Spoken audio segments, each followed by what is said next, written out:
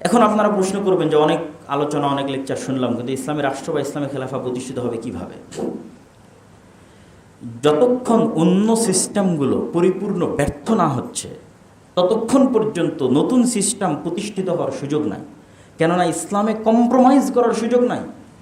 ইসলামে কম্প্রোমাইজ করলে এটা ইসলামের দুর্নাম। আমি আজকে গণতান্ত্রিক সিস্টেম বহাল রেখে ইসলামের নামে ক্ষমতায় গেলাম, আমাকে কম্প্রোমাইজ করতে হবে।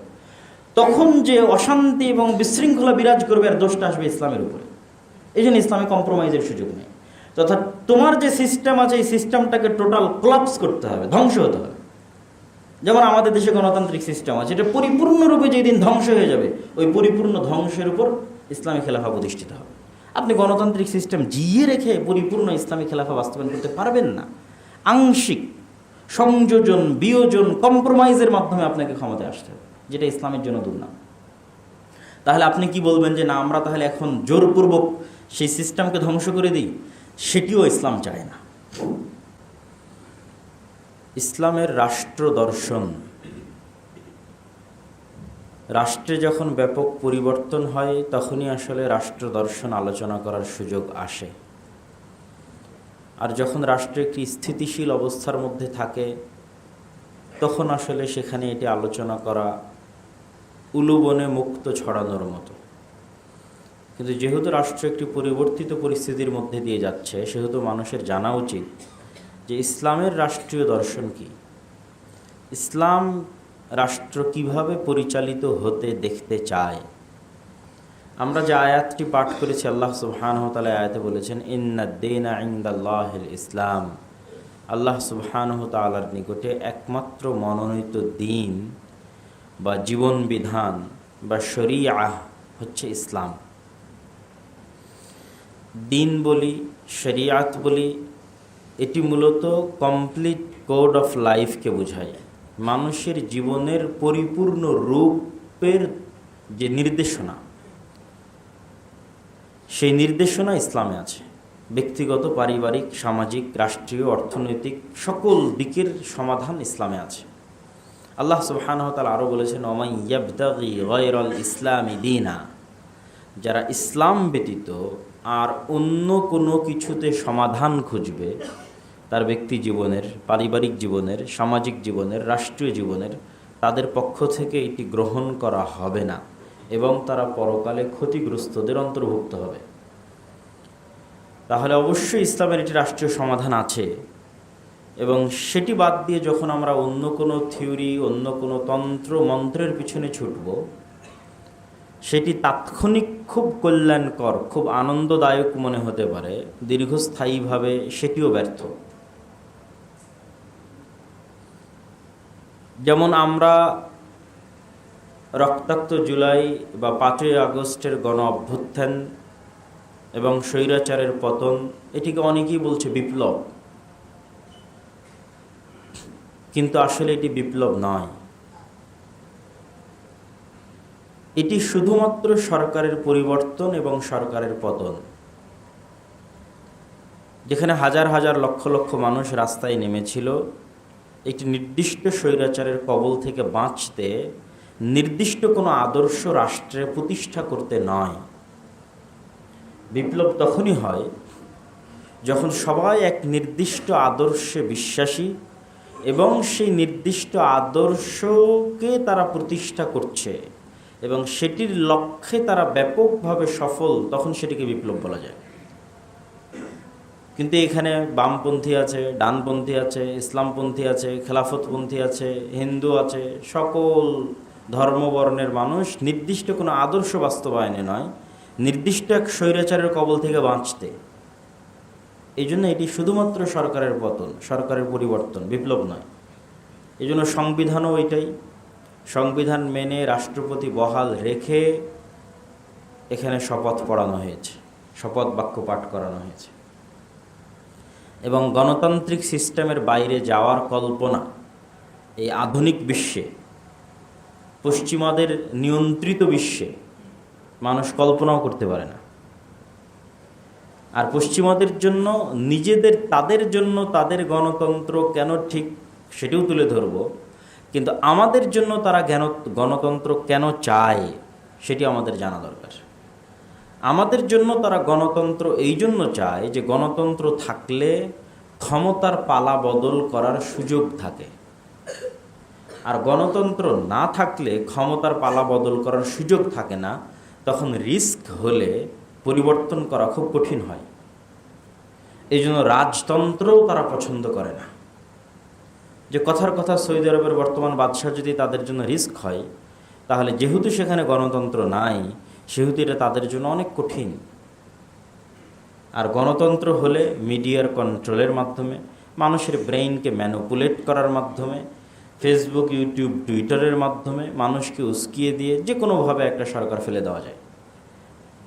এবং যখনই সরকার পড়ে তখন সেই শূন্যতা পূরণ করার জন্য তারা চলে আসে। এখানে দেখবেন যে এই জুলাই থেকে না আগস্ট পর্যন্ত রাস্তায় থাকা, শহীদ হওয়া, মারা যাওয়া বেশিরভাগই হয়তো ইসলাম মনা বা ইসলামকে ভালোবাসে এরকম মানুষ। কিন্তু তাদের এই কষ্টের ফসলটা কারা নিয়ে গেল? পশ্চিমারা। তাদেরই সরকার, তাদেরই সব কিছু। কেননা এইরকম যখন পরিবেশ তৈরি হয় তখন তারা সেখানে ঢুকে পড়ে, এবং কিভাবে এই ফসলটা নিজেদের ঘরে নিয়ে যেতে হবে সেটাও তারা খুব ভালোভাবে জানে। তো আমরা যেটা আলোচনা করছিলাম যে গণতন্ত্র ইসলাম প্রতিষ্ঠায় কেন ব্যর্থ। ইসলামিক খেলাফত নাই পৃথিবীতে দীর্ঘ 100 বছর অতিক্রম হয়ে গেছে। এই দীর্ঘ 100 বছরে গণতন্ত্র দিয়ে ইসলাম প্রতিষ্ঠা করার চেষ্টা হয়নি তা বলছি না, বহুবার হয়েছে। এই 100 বছরের অভিজ্ঞতা প্রমাণ করে যে গণতন্ত্র ইসলাম প্রতিষ্ঠায় ব্যর্থ। তার সবচেয়ে বড় কারণ হচ্ছে থিওরি হিসেবে গণতন্ত্র ইসলামের সাথে যায় না। গণতন্ত্রে বলা হচ্ছে জনগণের শাসন প্রতিষ্ঠা করা হবে, কিন্তু আসলে জনগণের শাসন প্রতিষ্ঠিত হয় না, দলীয় শাসন প্রতিষ্ঠিত হয়। এবং জনগণের কাছে কোনো চয়েস থাকে না, হয় তাকে এই দল বেছে নিতে হবে, না হলে এই দল বেছে নিতে হবে। তাহলে এখানে কিভাবে জনগণের শাসন প্রতিষ্ঠিত হচ্ছে আমার বুঝে আসে না। যে সংজ্ঞায়িত করা হচ্ছে যে গণতন্ত্র মানে জনগণের দ্বারা জনগণের সরকার, এটা সম্পূর্ণ মিথ্যা কথা। দলের দ্বারা দলের সরকার, এবং জনগণের এতটুকুই চয়েস যে সে কোন দলকে বেছে নেবে, এতটুকুই তার চয়েস, তার শাসন করার চয়েস না। যদি সত্যিই জনগণের শাসন হতো তাহলে এটা উপর থেকে নয়, নিচ থেকে আসতো। একটা গ্রামের জনগণ একসাথে বসে সিদ্ধান্ত নিত যে আমাদের গ্রামের ইনি দায়িত্বশীল। সকল গ্রামের যে দায়িত্বশীল নির্ধারিত হবে তারা মিলে সিদ্ধান্ত নিত তার উপজেলার অমুক দায়িত্বশীল। উপজেলার দায়িত্বশীলেরা মিলে বসে সিদ্ধান্ত নিত তার জেলার অমুক দায়িত্বশীল। জেলার দায়িত্বশীলেরা বসে সিদ্ধান্ত নিত তার বিভাগের অমুক দায়িত্বশীল। বিভাগের দায়িত্বশীলেরা বসে সিদ্ধান্ত তার দেশের অমুক দায়িত্বশীল। এই রুট লেভেল থেকে যখন উপর দিকে আসতে থাকবে তখন এটা জনগণের শাসন। এটা ইসলামের শাসন আমি এটা বলতেছি না, কিন্তু এটা জনগণের শাসন। আর যখন আপনি উপর থেকে চাপিয়ে দিবেন, দুই দলের মধ্যে কোনো এক দলকে বেছে নিতে হবে, তাদের ক্ষমতা, তাদের সাপোর্ট, তাদের জনবল, তখন এখানে আমার এবং আপনার মতো আম জনসাধারণের কিছুই করার থাকে না। গণতন্ত্র আরও একটি কারণে ব্যর্থ, ইসলামের সাথে যায় না। তার সবচেয়ে বড় কারণ হচ্ছে ইসলামে আহলুল হাল্লি ওয়াল আকদ, যোগ্য ব্যক্তিকে ক্ষমতায় নিয়ে আসতে হবে পরামর্শের ভিত্তিতে। আর এখানে বাংলাদেশে পুলিশ হওয়ার জন্য যোগ্যতা লাগবে, আর্মি হওয়ার জন্য যোগ্যতা লাগবে, বিচারপতি হওয়ার জন্য যোগ্যতা লাগবে, ওসিডিসি হওয়ার জন্য যোগ্যতা লাগবে, শুধু মন্ত্রী মিনিস্টার হওয়ার জন্য যোগ্যতা লাগবে না। মানে সকল পর্যায়ে আপনি একটা ইউনিভার্সিটির টিচার দিবেন তাও যোগ্যতা লাগবে, স্কুলের টিচার দিবেন তাও যোগ্যতা লাগবে। কিন্তু আপনি দেশের দায়িত্ব নেবেন, আপনার কোনো যোগ্যতার শর্ত নেই। যে কেউ রাস্তা থেকে আন্দোলন করে উঠে রাষ্ট্রের নেতা হয়ে যাবে, রাস্তা থেকে পলিটিক্স করে উঠে রাষ্ট্রের দায়িত্ব নিয়ে নেবে। এই জন্য গণতন্ত্রের এই থিওরির সাথে ইসলাম যায় না। ইসলাম চায় যোগ্য ব্যক্তি ক্ষমতায় আসুক। এই জন্য ক্ষমতার দ্বন্দ্ব তৈরি হওয়া ইসলাম চায় না। কেন? গণতন্ত্রে হচ্ছে আপনাকে দায়িত্ব চেয়ে নিতে হবে। দায়িত্ব যখন চেয়ে নেবেন তখন অবশ্যই সেখানে গ্রুপিং তৈরি হবে, ক্ষমতার দ্বন্দ্ব তৈরি হবে। আর যখন পরামর্শের ভিত্তিতে কাউকে দায়িত্ব দিবেন, সবাই মিলে সিদ্ধান্ত নেবেন যে কে দায়িত্বশীল হবে। ঠিক যেভাবে এখন অন্তর্বর্তীকালীন সরকার গঠিত হয়েছে, অন্তর্বর্তীকালীন সরকারে কাদের ক্ষমতায় দিল, কারা আসলো, আমি এটা বিবেচনা করছি না। কিন্তু যেই পদ্ধতিতে সরকার তৈরি হয়েছে এটা হচ্ছে ইসলামের নির্বাচন পদ্ধতি।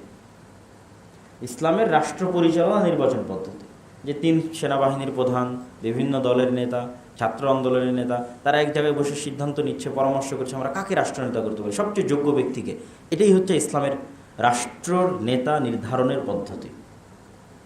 এবং এই সিস্টেমে যতবার রাষ্ট্রের নেতা নির্ধারিত হবে, ততবার অন্য যে কোনো গণতান্ত্রিক সময়ের চেয়ে দেশে শান্তি, শৃঙ্খলা, নিরাপত্তা বেশি বজায় থাকবে। গ্রুপিং কম হবে, যোগ্য ব্যক্তি ক্ষমতায় আসবে এবং যোগ্য ব্যক্তি দেশের দায়িত্ব নেবে। আমি জানি না কেন এইভাবে রাষ্ট্র ফর্ম হওয়ার পর আবার বারবার বলা হচ্ছে গণতন্ত্রের মাধ্যমে আমরা জনগণের কাছে ক্ষমতা হস্তান্তর করব। এটা তো ভুয়া কথা। গণতন্ত্রের মাধ্যমে আমরা মারামারি এবং গণ্ডগোল তৈরির জন্য 2 সাপে কুমিরে এবং কি বলার নাম বেজিতে গণ্ডগোল লাগানোর জন্য আমরা আবার অগ্নিগর্ভ তৈরি করার জন্য ক্ষমতা হস্তান্তর করব। হওয়া উচিত কি, দেশের সবচেয়ে জ্ঞানীগুণী মানুষ মিলে একটা কাউন্সিল থাকবে, তারা পরামর্শ করে ঠিক আছে আপনি এখন পারছেন না, তার পরবর্তী ক্ষমতায় কে আসলো তাকে আমরা পরামর্শের ভিত্তিতে নির্ধারণ করব, ঠিক যেভাবে এখন হয়েছে, যে বিষয়ে আমরা প্রস্তাবনা দিব। তবে এই বিপ্লব বা অভ্যুত্থান পরবর্তী, বিপ্লব আমরা বলছি না, অভ্যুত্থান পরবর্তী দেশে এখন যে পরিবেশ এবং পরিস্থিতি তৈরি হয়েছে, সেখানে আমাদের আরও কয়েকটি বিষয় মাথায় রাখতে হবে। যেহেতু বেশিরভাগ ক্ষমতায় যারা আছে তারা এনজিও শক্তি এবং পশ্চিমা সাপোর্টেড, সেহেতু এটা আশাই করা যায় যে তারা হয়তো দেশের ন্যায় নীতি ভালো করবে, অর্থনৈতিক উন্নয়ন ভালো করবে, কিন্তু যে জায়গাটা সবচেয়ে আশঙ্কার সেটি হচ্ছে সেকুলারিজম, সেটি হচ্ছে লিবারালিজম। সেকুলারিজম মানে ধর্মনিরপেক্ষতা, লিবারালিজম মানে অবাধ স্বাধীনতা, অবাধ ব্যক্তি স্বাধীনতা, আনলিমিটেড ফ্রিডম, যেটার সাথে ইসলামের বিশ্বাস সরাসরি সাংঘর্ষিক। বারবার দেখবেন যে জাতিসংঘ যখন কোনো স্টেটমেন্ট দেয়, আমেরিকা যখন স্টেটমেন্ট দেয়, তারা বারবার বলে যে আমরা ইনক্লুসিভ স্টেট চাই, অন্তর্ভুক্তিমূলক রাষ্ট্র চাই। তারা কোনো সময় টু দ্য পয়েন্ট আপনাকে ধরিয়ে দিবে না যে আমি এইটার দ্বারা এটা বুঝাচ্ছি পজিটিভ, যে আমি মাঝে মধ্যে বিভিন্ন বক্তব্যে বলেছি যে পজিটিভ ওয়েতে দাওয়াতি কাজ করা উচিত, নেগেটিভ না। এই কাজটা তারা কাজে লাগায়, যে তারা সবসময় পজিটিভ ওয়েতে দাওয়াতি কাজ করে, বলবে বৈষম্য মুক্ত অন্তর্ভুক্তিমূলক সমাজ চাই। কিন্তু এই অন্তর্ভুক্তিমূলক সমাজ মানে যে এখানে সমকামীদের অধিকার দিতে হবে, অন্তর্ভুক্তিমূলক সমাজ মানে যে এখানে জেনার অধিকার দিতে হবে, এটা কিন্তু সে বলবে না, কিন্তু এর মধ্যে এটা আছে।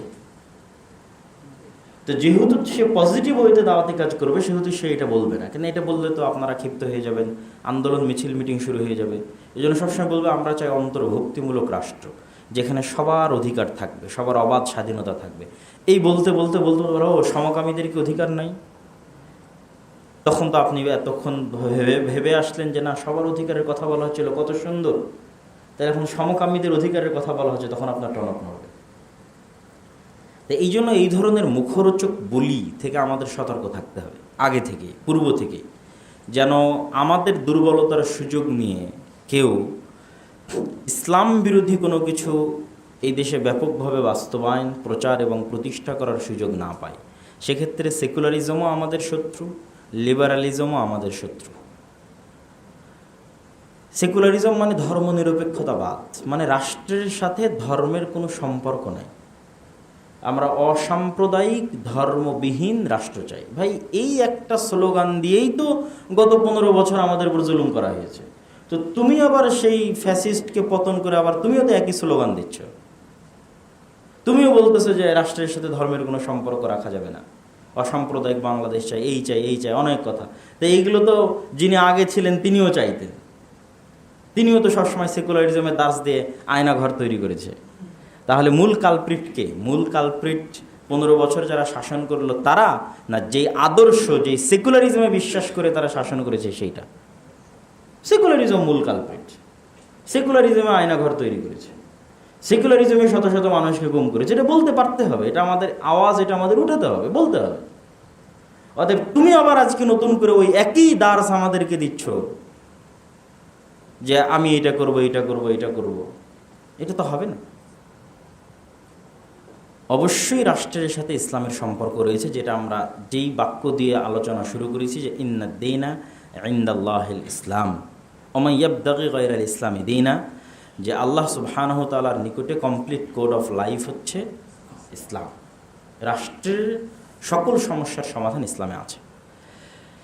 তো যে বিষয়টা আমরা তুলে ধরতে চাচ্ছিলাম, যে যদিও হয়তো আমার কথা কিছু অগোছালো হতে পারে, তো তারপরও প্রতিটা পয়েন্ট টাচ করার চেষ্টা করব, যে ডেমোক্রেসি কেন পাশ্চাত্য বিশ্বে তাদের জন্য স্যুট করে, সফল, আর কেন আমাদের জন্য ব্যর্থ।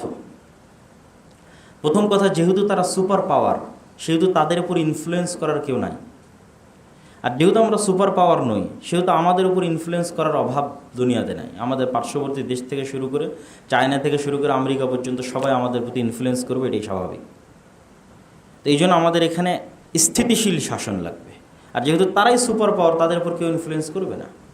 এটা 1 নম্বর কারণ গণতন্ত্র সেখানে স্যুট করার। 2 নম্বর কারণ, সেখানকার প্রতিষ্ঠানগুলো শক্তিশালী। আমাদের প্রতিষ্ঠান ধ্বংস।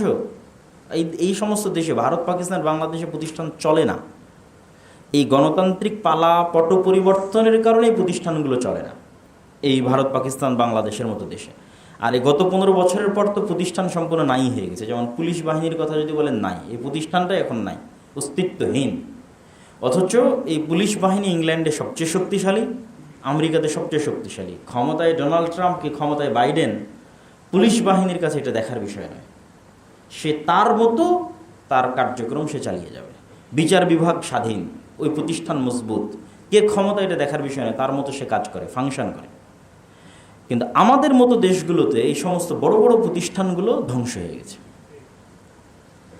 এই সমস্ত ধ্বংসশীল প্রতিষ্ঠানের উপর দাঁড়িয়ে গণতন্ত্র চলে না, বরং দেশে অস্থিতিশীলতা বিরাজ করবে এবং রাজনৈতিক অস্থিতিশীলতার কারণে অর্থনৈতিক অস্থিতিশীলতা তৈরি হবে।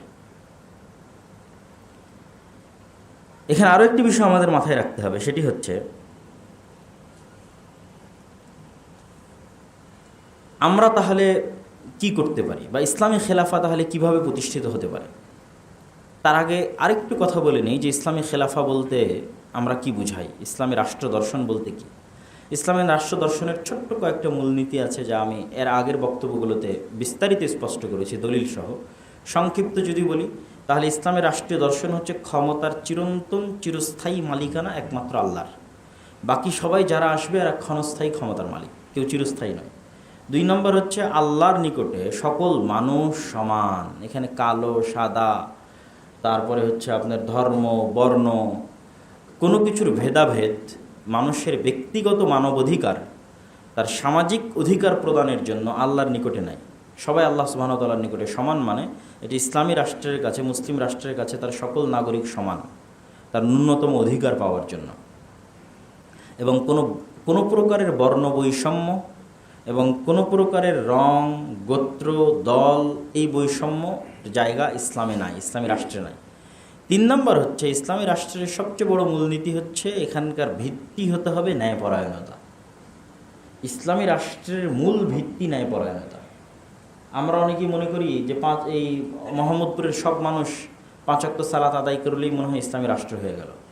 মোহাম্মদপুরের সব মেয়েরা বোরখা পরলেই হয়তো ইসলামী রাষ্ট্র হয়ে গেল। জি না, এই মোহাম্মদপুরের সব মানুষ যদি 5 ওয়াক্ত সালাত আদায় করে আর সব মেয়ে যদি বোরখা পরে, কিন্তু এখানে যদি ন্যায়পরায়ণতা না থাকে, অন্যায় হয়, মানুষের অধিকারের সাথে ছিনিমিনি খেলা হয়, মানুষের প্রতি জুলম করা হয়, মানুষের ধন সম্পদ অন্যায়ভাবে ভক্ষণ করা হয়, যে জায়গার যোগ্য তাকে সেই জায়গায় দায়িত্ব দেওয়া না হয়, টাকার বিনিময়ে, আত্মীয় স্বজনের বিনিময়ে যদি মানুষ চাকরি পেয়ে যায়, যোগ্যতার বিনিময়ে নয়, তাহলে কোশ্চিনকালে এটা ইসলামী রাষ্ট্র নয়।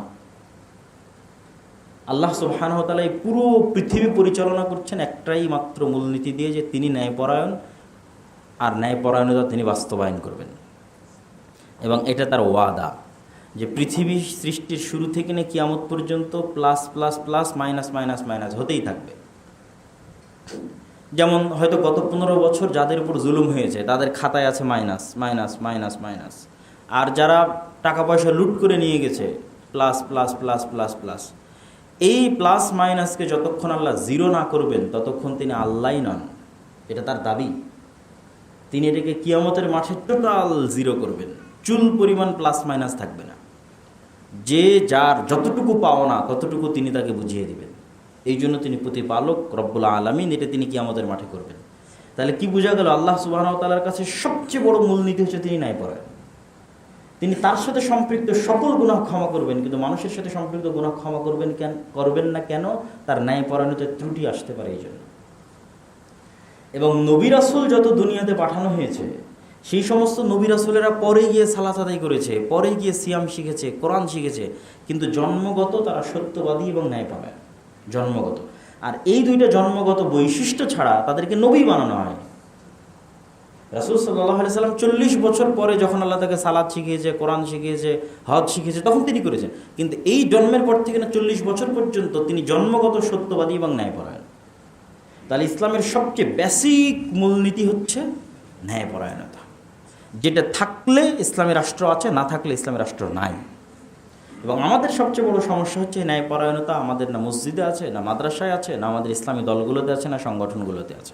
এই জন্য আমরা ইসলামী রাষ্ট্র প্রতিষ্ঠার যোগ্য নয়। ইসলামী রাষ্ট্র প্রতিষ্ঠার যোগ্য হতে হলে সর্বাগ্রে আমাদের যে ছোট্ট ছোট্ট প্রতিষ্ঠানগুলো আছে, মসজিদ একটা প্রতিষ্ঠান, মাদ্রাসা একটা প্রতিষ্ঠান, দল একটা প্রতিষ্ঠান, এগুলোতে বেসিক মূলনীতি বাস্তবায়ন করতে হবে, ন্যায়পরায়ণতা। যে আপনার বেশি চামচামি করবে তাকে আপনি পদ দিয়ে দিবেন, যতই ইসলামী দল হোক, তাহলে তো আপনার ন্যায়পরায়ণতা থাকলো না। যতই সালাত আদায় করে, ন্যায়পরায়ণতা থাকলো না, তাহলে আপনি ইসলামী রাষ্ট্র পালনের যোগ্য নন, প্রতিষ্ঠার যোগ্য নন।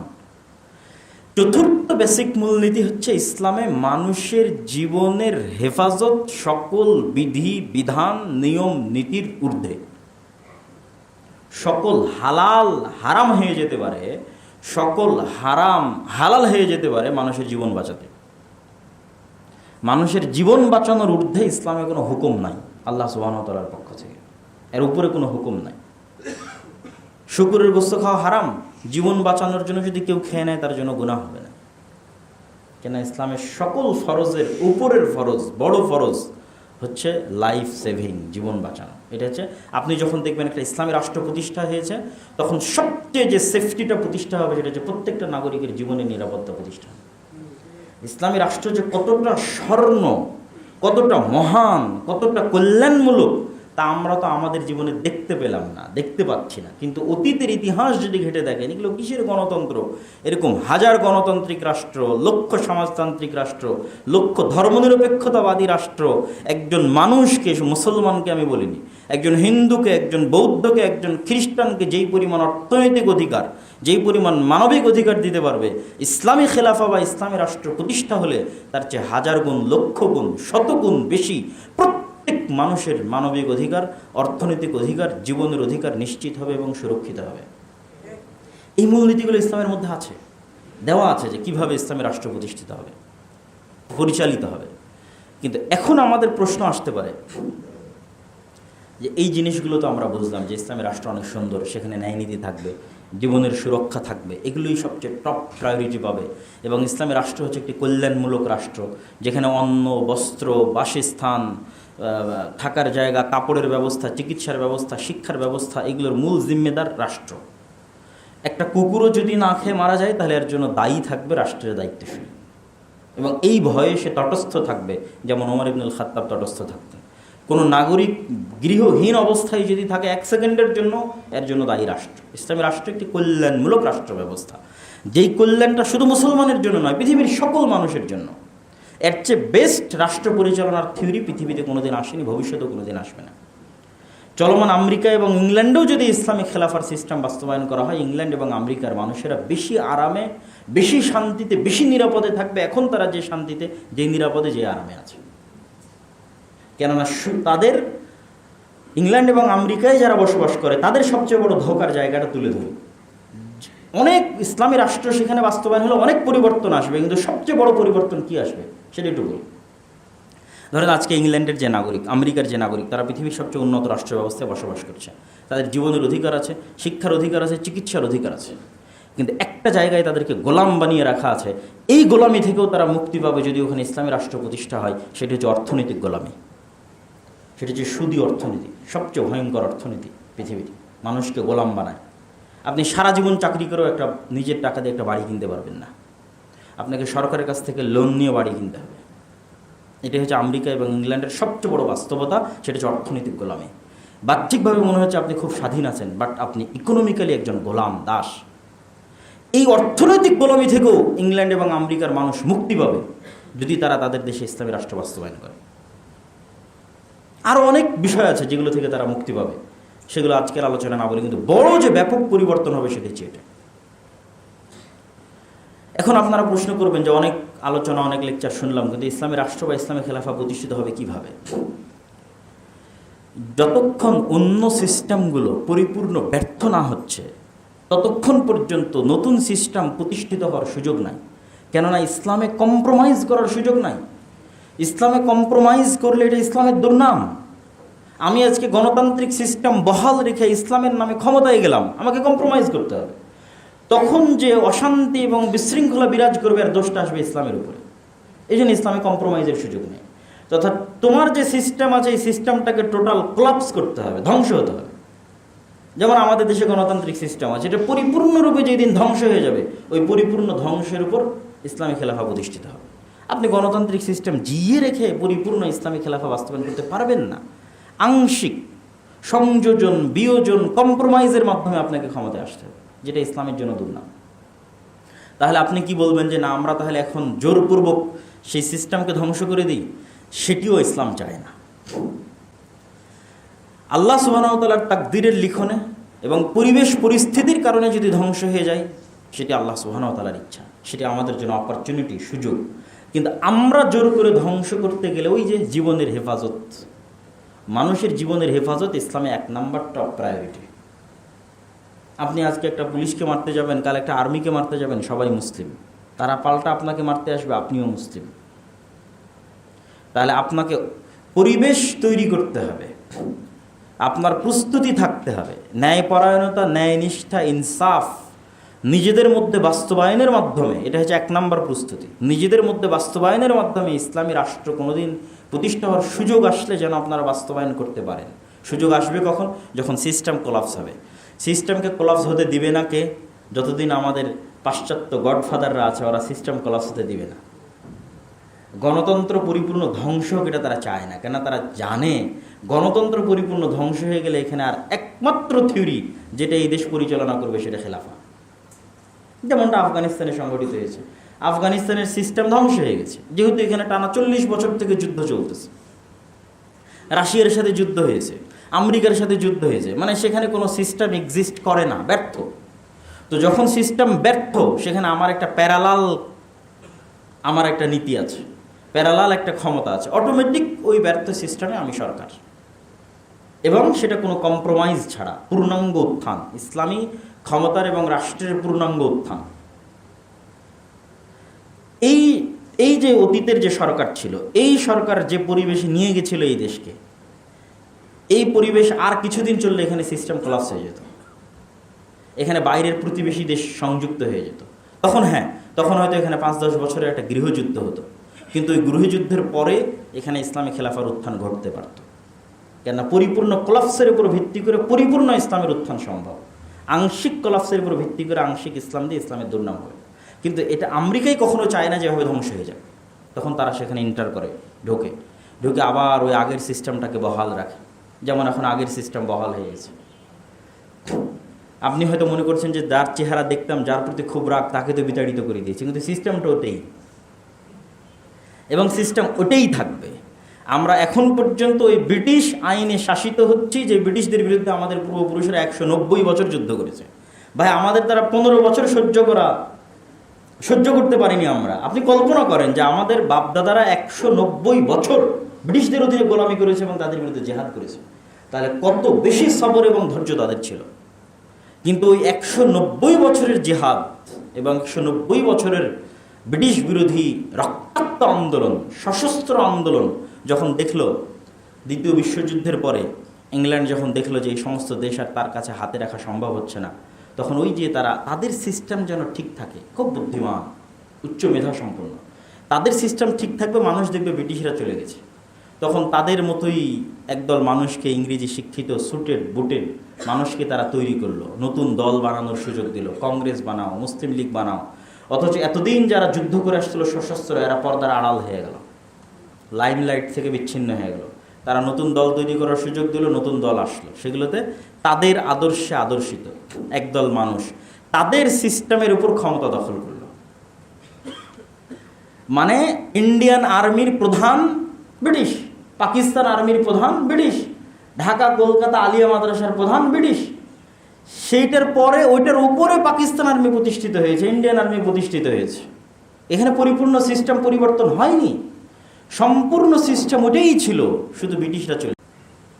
ওই আর্মিতে জাস্ট ব্রিটিশ সেনাপতির জায়গায় একজন মুসলিম সেনাপতি নিযুক্ত হয়েছে, কিন্তু আর্মির যে নিয়মকানুন, দাড়ি কাটা যাবে না, অমুক করা যাবে না, তমুক করা যাবে না, সবই থেকে গেছে। কেন? এখানে তো পরিপূর্ণ বিপ্লব আসেনি এবং এটা তারা হতে দেয়নি। ওই একই নিয়মের মধ্যে আমরা আজও শাসিত হচ্ছি। 1947 থেকে যদি আজ 70-80 বছর হয়, আর 1971 থেকে যদি 50 বছর হয়, এবং এখন এই 15 বছরের ফ্যাসিবাদের পতনের পর আবার যে নতুন বাংলাদেশ, ওই একই সিস্টেম, একই নিয়ম।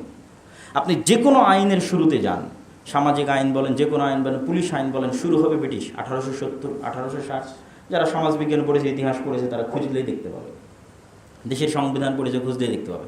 তাহলে আমার বিচার বিভাগের সিস্টেম কি? ব্রিটিশ। আমার শিক্ষানীতির সিস্টেম কি? ব্রিটিশ। আমার সেনাবাহিনীর সিস্টেম কি? ব্রিটিশ। এটা ব্রিটিশ সেনাবাহিনীর একটা খণ্ডিত অংশ। ইন্ডিয়ান আর্মি, পাকিস্তান আর্মি আর বাংলাদেশ আর্মি সবগুলোই ব্রিটিশ সেনাবাহিনীর পরবর্তী রেখে যাওয়া খণ্ডিত অংশ। তাহলে এই তিনটা দেশই এখন পর্যন্ত পরিচালিত হচ্ছে ব্রিটিশ রুলস অনুযায়ী। সেখানে যখন আমরা ইসলামের কথা বলি, তখন বলা হয় না, এই দেশে তো হিন্দু আছে, বৌদ্ধ আছে, পাহাড়ি আছে, এখানে ইসলাম। ইসলামে যেই পরিমাণ তারা নিরাপদ থাকবে সেটা অন্য জায়গায় থাকবে না। কিন্তু আমার প্রশ্ন হচ্ছে, সেটা বাদ দিলাম, আমার প্রশ্ন হচ্ছে, আমরা কি ব্রিটিশ? আমরা যদি ব্রিটিশ না হয়, তাহলে ব্রিটিশ ল দিয়ে কেন তুমি আমাদের শাসন করবা? তুমি এই পুরো সিস্টেম পরিবর্তন করো। সম্মানিত উপস্থিতি, তো এটা হচ্ছে ইসলামিক খেলাফা প্রতিষ্ঠিত হওয়ার একমাত্র যে উপায় হতে পারে, সেটা আল্লাহ তৈরি করবে। আমাদের নিজে হাতে আমরা সেটির জন্য রক্তপাত সংঘটিত করতে পারি না, কেন ইসলামে মানুষের জীবন বাঁচানো, মুসলমানের জীবন বাঁচানো সর্বাগ্রে। কিন্তু তার জন্য আমাদের মধ্যে পূর্ব প্রস্তুতি থাকতে হবে। আল্লাহ সুবহানাহু ওয়া তাআলা চাইলে সেই পরিবেশ আল্লাহ সুবহানাহু ওয়া তাআলা তৈরি করেও দিতে পারে, এটা আল্লাহ সুবহানাহু ওয়া তাআলার ইচ্ছা। কিন্তু কম্প্রোমাইজ করে ক্ষমতায় যাওয়ার সুযোগ এবং ইসলামকে বিকৃত করার সুযোগ নাই। আচ্ছা, এই পরিবর্তিত পরিস্থিতিতে আরেকটি বিষয় টাচ করি। তাহলে আমাদের হাতে এখন সুযোগ কি সংস্কার করার?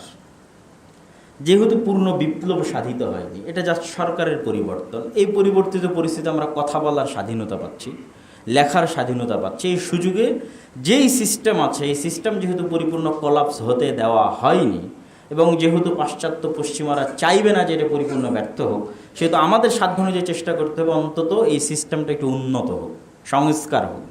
এই উন্নত বা সংস্কারের দুইটা নাম আমি দিয়েছি, শরীয়ত বান্ধব এবং জনবান্ধব। পরিপূর্ণ শরীয়ত প্রতিষ্ঠা হবে না, কিন্তু শরীয়ত বান্ধব আর জনবান্ধব। জনবান্ধব হওয়ার জন্য আমেরিকা এবং ইংল্যান্ডের যে সিস্টেম আছে, সেটা যতটুকু ফলো করা যায় অনেকটাই যথেষ্ট। যেহেতু সুদবিহীন পরিপূর্ণ অর্থনীতি তারা প্রতিষ্ঠা হতে দিবে না, কিন্তু অন্তত ন্যূনতম মানবাধিকার এবং অর্থনৈতিক উন্নতির জন্য তাদের সিস্টেমটাই সর্বোচ্চ।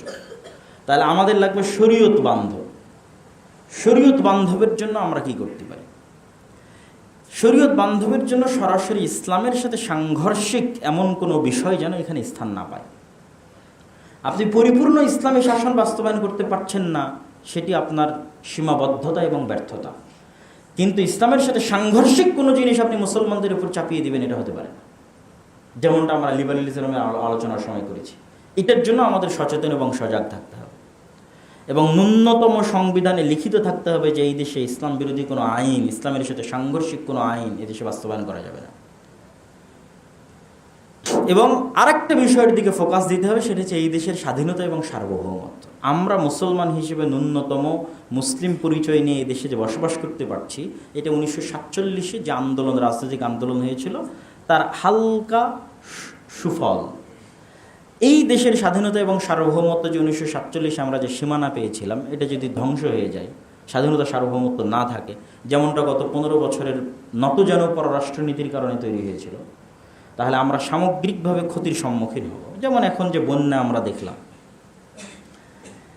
এইরকম বন্যার সময় ডুবে মরা আর গ্রীষ্মকালে পানিবিহীন মরুভূমিতে পরিণত হওয়া, এটা তো বাংলাদেশের স্বাধীনতা এবং সার্বভৌমত্ব না থাকার প্রমাণ বহন করে। যেখানে সারা বিশ্বের আন্তর্জাতিক আইন কর্তৃক স্বীকৃত যে যখনই কোনো নদী দুই দেশের মধ্যে বর্ডার ক্রস করে, উজান থেকে ভাটিতে যায়, তখন এককভাবে উজানের কোনো দেশ ওই নদীতে বাঁধ দিয়ে ভাটির দেশের অনুমতি ছাড়া পানি প্রত্যাহার করতে পারে না। কিন্তু আমাদের সাথে গত 50 বছর থেকে এই জুলুম করা হচ্ছে। পদ্মা নদীকে হত্যা করা হয়েছে, পদ্মা নদীর 50-এর অধিক কাছাকাছি শাখা নদী নিহত হয়েছে। সারা বাংলাদেশে 300-র অধিক নদীকে হত্যা করা হয়েছে। পদ্মা নদীতে যেমন বাঁধ দেওয়া হয়েছে, তিস্তাতে আমাদের নিকটবর্তী বাঁধের নাম হচ্ছে গজলডোবা। আর এর অতিরিক্ত পাহাড়ের যতদিকে যাওয়া যাবে অসংখ্য বাঁধ আছে। পুরো তিস্তা নদী একটা মৃত মরুভূমিতে পরিণত হয়েছে। তাহলে গ্রীষ্মকালে পানি প্রত্যাহার করে এই নদীগুলোকে হত্যা করা হচ্ছে, আবার বন্যার সময় যখন পানি বেশি বেশি হয়ে যাচ্ছে, ছেড়ে দিচ্ছে, তখন আমার নদীর তো ওই ধারণ ক্ষমতা নাই। যেহেতু শুষ্ক মরুভূমি নদী, বন্যার এত পানি সে ধারণ করবে কীভাবে? তখন কুমিল্লা ফেনীতে যে বন্যা হয়েছে এরকম বন্যা হচ্ছে, সিলেটে যে বন্যা হয়েছে এরকম বন্যা হচ্ছে। এই বন্যার ক্ষতির পরিমাণ আপনি কল্পনা করতে পারবেন না। এই বন্যার ক্ষতির পরিমাণ কল্পনা করতে পারবেন না। মাজা ভেঙে দেওয়া যেটাকে বলা হয়, ফেনী, কুমিল্লা, নোয়াখালীর মানুষের মাজা ভেঙে দেওয়া হয়েছে অর্থনৈতিকভাবে। এবং আন্তর্জাতিক আইন লঙ্ঘন করা হয়েছে যে আপনি বাঁধ খুলে দেবেন, তার পূর্বে ভাটির দেশকে জানাবেন না, এটা আন্তর্জাতিক আইনের লঙ্ঘন। তাহলে এই দেশের স্বাধীনতা, সার্বভৌমত্ব যতক্ষণ শক্তিশালী না হচ্ছে, ততক্ষণ আমি আমার কোনো অধিকারী, রাষ্ট্রীয় কোনো অধিকারী আমি পাবো না। এবং আমাদেরকে ব্যাপক এবং সুদীর্ঘ এক গোলামির মধ্যে জীবনযাপন করতে হবে। এই জন্য আমরা আরেকটি বিষয় এই সংস্কারের সাথে যুক্ত করতে পারি, সেটি হচ্ছে বাংলাদেশের স্বাধীনতা এবং সার্বভৌমত্ব। 1996 সালের পানি বন্টন চুক্তি অনুযায়ী 52টা ভারত এবং বাংলাদেশের মধ্যে যে নদী আছে তার পানির ন্যায্য হিস্সা অনুযায়ী বন্টন হতে হবে। অথচ 30 বছর পার হয়ে যাচ্ছে, এখন পর্যন্ত আর গঙ্গা বা পদ্মার পানি চুক্তি ছাড়া আর কোনো চুক্তি হয়নি, তিস্তারও হয়নি। শুধু তাই নয়, বাংলাদেশের অভ্যন্তরে যখন বাংলাদেশ পানি সংরক্ষণের জন্য কোনো উদ্যোগ নেয়, সেটা তো ভারত বাধা দেয়।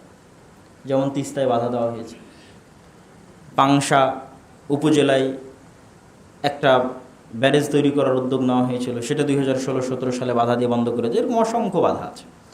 তাহলে বাংলাদেশের স্বাধীনতা এবং সার্বভৌমতা আর একটি বড় বিষয়। নাহলে এই দেশে আপনার যে বাজার আছে, গার্মেন্টসের বাজার আছে, এই দেশে আপনার যে অর্থনৈতিক উন্নতির বাজার আছে, এগুলো সব ধ্বংস করে দেওয়া হবে। ব্যবসা প্রতিষ্ঠান, শিল্প প্রতিষ্ঠান ধ্বংস করে দিয়ে পাশে কি বাজারের অভাব আছে? অভাব নাই। ভারত এক বৃহৎ দেশ, চায়না আছে। সুতরাং এই জায়গায় কোনো শিল্প এবং ব্যবসায়িক প্রতিষ্ঠান গড়ে না উঠুক, এটা তারা চাইবে স্থায়ীভাবে দেশকে পরাধীন করে দেওয়ার জন্য। তো এই জিনিসগুলো আমরা সংস্কার করতে পারি, চলমান সরকারের কাছে আমরা সংস্কার হিসেবে চাইতে পারি। এবং ন্যূনতম ইসলামের কাছাকাছি এই সংসদীয় গণতন্ত্রের চাইতে প্রেসিডেন্ট পদ্ধতির যে নির্বাচন, যে সারা বাংলাদেশের মানুষ ভোট দিয়ে একজন প্রেসিডেন্টকে নির্বাচন করবে, তিনি তার ইচ্ছামতো তার পরিষদ গঠন করবেন এবং দ্বিকক্ষ বিশিষ্ট সংসদ থাকবে, যাতে যেহেতু জনগণের নির্বাচনে যারা আসতেছে তারা অযোগ্য আসতেছে, অশিক্ষিত আসতেছে, মূর্খ আসতেছে, কেননা দলীয়, আমি যেটা গণতন্ত্রের ব্যর্থতা আগেই তুলে ধরেছি। তো এটাকে কিছুটা কমানো যায় কি, যখন আপার হাউস থাকে, যেখানে দেশের শিক্ষিত জ্ঞানীগুণী মানুষেরা ভোটের ভিত্তিতে নয়, তাদের যোগ্যতার ভিত্তিতে আপার হাউসের অন্তর্ভুক্ত হয়, তাহলে অন্তত এইটার যে দুর্বল বা ক্ষতিকর দিক আছে সেটিকে অনেকটাই কমানো যায়। তো এই বিষয়গুলো আমাদের আলোচনার মধ্যে নিয়ে আসতে হবে এবং এই বিষয়গুলো সংস্কারের মধ্যে নিয়ে আসতে হবে। নিয়ে এসে আমরা চাই যে চলমান যে সরকার যারা দায়িত্ব নিয়েছে, তারা অন্তত রাষ্ট্রের জন্য কল্যাণকর যে সংস্কারগুলো আছে সেই সংস্কারগুলো তারা করুক। এবং আমি বিশ্বাস করি ব্যক্তিগতভাবে যে অর্থনৈতিক যে সংস্কারগুলো হবে এগুলো ভালো হবে, কল্যাণকর হবে। কিন্তু আমাদের আতঙ্ক এবং আশঙ্কার জায়গা হচ্ছে লিবারেলিজম এবং সেকুলারিজমের নামে আরও হয়তো পরে, এখন থেকেই কিছু কিছু আওয়াজ পাওয়া যাচ্ছে, তারা কিছু এদেশে অন্তর্ভুক্ত করতে পারে ইনক্লুসিভ স্টেট, অন্তর্ভুক্তিমূলক রাষ্ট্রের নামে। এটার জন্য আমাদের শক্ত আওয়াজ এবং ভূমিকা থাকতে হবে, যেন এই দেশে সরাসরি রাষ্ট্র ইসলাম বিরোধী কোনো কিছু বাস্তবায়ন করার সুযোগ না পায়। বক্তব্যের সামারি বলি, বক্তব্যের সারমর্ম হচ্ছে ইসলামের নিজস্ব রাষ্ট্রের দর্শন আছে, রাষ্ট্র পরিচালনা, সেটির নাম খেলাফা, এবং এটা পৃথিবীর সর্বশ্রেষ্ঠ রাষ্ট্র পরিচালনার দর্শন। এবং আজকের আমেরিকা এবং আজকের ইংল্যান্ডের মানুষেরাও আরও বেশি শান্তি, নিরাপত্তা, স্বাধীনতা, অর্থনৈতিক উন্নতি ভোগ করবে যদি তারা তাদের দেশেও ইসলামী খেলাফা বাস্তবায়ন করে। এটা হচ্ছে আমাদের আলোচনার সবচেয়ে বড় সারমর্ম এবং এটা আমাদের জন্যও এটি হওয়া উচিত। কিন্তু এটা আমাদের মোড়লেরা হতে দিবে না এবং তারা সিস্টেম জিইয়ে রাখবে, সিস্টেম ধ্বংস হতে দিবে না। আর সিস্টেম যদি আল্লাহ সুবহানাহু ওয়া তাআলা চান তো ধ্বংস হয়ে যেতে পারে, এবং ধ্বংস হলে তার উপরে ইসলামী খেলাফা রাষ্ট্র ব্যবস্থা প্রতিষ্ঠিত হতে পারে। তবে তার জন্য আমাদের দোয়া লাগবে এবং আমাদের পূর্ব প্রস্তুতি কি, আমাদের মধ্যে ন্যায় পরায়ণতা লাগবে। অন্য কিছু বলিনি আমি, অনেক কিছুই আছে আমাদের মধ্যে, সালাত, সিয়াম, হজ, যাকাত সবই আছে। আগের সরকারের সব ওসিডিসির 60-70% নামাজি ছিল, হাজি ছিল, ওমরাকারী ছিল, কিন্তু ন্যায় পরায়ণতা ছিল না। তাহলে আমাদের মসজিদ, মাদ্রাসা, শিক্ষা প্রতিষ্ঠান, দল, সংগঠন এগুলোতে ন্যায়পরায়ণতা ফিরিয়ে নিয়ে আসতে হবে, ইনসাফ ফিরিয়ে নিয়ে আসতে হবে। তাহলে আল্লাহ সুবহানাহু ওয়া তাআলা আমাদের উপর দয়া করে তিনি আমাদের দায়িত্ব দিতে পারেন। যেমন আল্লাহ সুবহানাহু ওয়া তাআলার একটা আয়াত পড়ে যদি আজকের বক্তব্য শেষ করতে চাই, ওয়া'আদাল্লাহুল্লাযীনা আমানু মিনকুম ওয়া আমিলুস সালিহাত, আল্লাহর ওয়াদা যারা ঈমান আনয়ন করে এবং সৎ কাজ করে তাদের জন্য আল্লাহর ওয়াদা যে লায়াস্তাখলিফান্নাহুম ফিল আরজ, আল্লাহ তাদেরকে পৃথিবীতে রাষ্ট্রীয় ক্ষমতায় অধিষ্ঠিত করবেন। তাহলে আমাদেরকে আল্লাহ রাষ্ট্রীয় ক্ষমতায় অধিষ্ঠিত করছেন না মানে আমাদের ঈমানের ত্রুটি আছে, সৎ আমলের ত্রুটি আছে। এটা আল্লাহর ওয়াদা, আল্লাহ কোরআনে বলছেন যে আল্লাহর ওয়াদা যারা ঈমান আনয়ন করবে, সৎ আমল করবে, তাদেরকে আল্লাহ সুবহানাহু ওয়া তাআলা রাষ্ট্রীয় ক্ষমতায় অধিষ্ঠিত করবেন। কামাস্তাখলাফাল্লাযীনা মিন ক্বাবলিহিম, যেমন আল্লাহ সুবহানাহু ওয়া তাআলা তাদের পূর্ববর্তীদের করেছিলেন। ওয়ালা ইউমাক্কিনান্না লাহুম দীনাহুম, আর এটার দ্বারা আল্লাহ তার দিনকে পৃথিবীতে শক্তিশালী এবং মজবুত করবেন। কোন দিনকে? আল্লাযী ইরতাদা লাহুম, যেই দিনকে আল্লাহ সুবহানাহু ওয়া তাআলা বাছাই করেছেন এই দুনিয়ার মানুষের জন্য। এটি সূরা নূরের 55-56 নম্বর আয়াত। তো এই আয়াতকে সামনে রেখে আমরা বলতে পারি যে আমরা যদি সংশোধন হই, আমরা যদি আমাদের মধ্যে ন্যায় পরায়ণতা প্রতিষ্ঠা করতে পারি। আপনি মনে করছেন ন্যায়পরায়ণতা মানে শুধু দায়িত্বশীল? জি না, পরিবারের মধ্যে ন্যায়পরায়ণতা থাকে। শাশুড়ি এবং বউ পরস্পরের মধ্যে সালাত, সিয়াম, হজ, যাকাত সব ঠিক থাকলেও ন্যায়পরায়ণতা ঠিক থাকে না। বিয়ে হওয়ার পর বাবা এবং সন্তানের মধ্যে সব ঠিক থাকলেও ন্যায়পরায়ণতা ঠিক থাকে না। বাবা মারা যাওয়ার পর ভাই বোনের মধ্যে সব ঠিক থাকলেও ভাই তার বোনকে তার বাবার সম্পত্তিতে ন্যায় অনুযায়ী জমি বন্টন করবে, এটা থাকে না। অথচ অনেক বড় আলহাজ, হাজি, হয়তো ডবল 50 বার 100 বার হয়তো হজ এবং উমরা পালন করেছে, কিন্তু তার বোনকে তার বাপের সম্পত্তিতে ন্যায়ের সাথে, যেখানে দামি জমি ওখানেও ভাগ দিবে, যেটা কম দামি জমি সেখানেও ভাগ দিবে, যেটা বাড়ি দামি বাড়ি সেখানেও ভাগ দিবে, যেটা কম দামি সেখানেও ভাগ দিবে। এই ন্যায় নাই। তাহলে আমাদের মুসলমানদের এই ন্যায় পরায়ণতা হারিয়ে গেছে কেন? ওই যে ব্রিটিশ সময়কাল থেকে না আজ পর্যন্ত এই যে 200 বছরের গোলামি, এই গোলামিটা আমাদের স্বভাব চরিত্র নষ্ট করে দিয়েছে। আমাদের জিনের রক্তের মধ্যে এই ন্যায়পরায়ণতা বিরোধী রক্ত ঢুকে গেছে গোলামির কারণে। এইটা থেকে বের হতে আরও সময় লাগবে, কিন্তু প্র্যাকটিস করতে হবে, চেষ্টা করতে হবে। এই জন্য আমাদের দ্রুত কিনে নেওয়া যায়, আমাদের দায়িত্বশীলেরা দ্রুত বিক্রি হয়ে যায়, ঘুষের কাছে বিক্রি হয়, টাকার কাছে বিক্রি হয়। কেন? আমাদের সব ঠিক আছে কিন্তু আমাদের মেরুদণ্ড সোজা না, মানে আমরা ন্যায় না। এই জন্য এমন মা লাগবে, এমন বাবা লাগবে যে হচ্ছে মেরুদণ্ড সোজাওয়ালা প্রজন্ম দিতে পারবে বাংলাদেশকে। শুধু নামাজি সালাত আদায়কারী নয়, মেরুদণ্ড সোজাওয়ালা প্রজন্ম দিবে, যে অর্থের কাছে, টাকার কাছে, কোনো লোভের কাছে বিক্রি হবে না, ন্যায় স্থির থাকবে। তাহলে এমনিই দেখবেন এক সময় এদেশে ইসলামী শাসন ব্যবস্থা প্রতিষ্ঠিত হয়েছে। আল্লাহ সুবহানাহু ওয়া তাআলা করে দিবেন। আল্লাহ আমাদের আজকের এই বক্তব্য বোঝার এবং আমল করার তৌফিক দান করুক। আল্লাহুম্মা আমিন।